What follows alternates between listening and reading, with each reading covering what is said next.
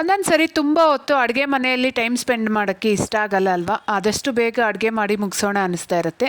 ಅಂಥ ಟೈಮಲ್ಲಿ ಸೊಪ್ಪು ಸಾರನ್ನ ಈ ರೀತಿ ಮಾಡ್ಕೋಬೋದು. ಸೀಸನ್ ಆಗಿರೋದ್ರಿಂದ ನಾನು ಅವರೆಕಾಳನ್ನ ಉಪಯೋಗಿಸ್ತಾ ಇದ್ದೀನಿ. ಬೇಕಾದರೆ ತೊಗರಿ ಬೇಳೆ ಸಹ ಹಾಕ್ಕೋಬೋದು. ಹಾಗೆ ನಾನು ಹೊಲದಿಂದ ತಂದಿರೋ ಅಂಥ ಬೆರಕೆ ಸೊಪ್ಪನ್ನ ಹಾಕ್ಕೊತಾ ಇದ್ದೀನಿ. ನೀವು ಬೇಕಾದರೆ ಯಾವುದೇ ಸೊಪ್ಪನ್ನು ಸಹ ಹಾಕ್ಕೋಬೋದು.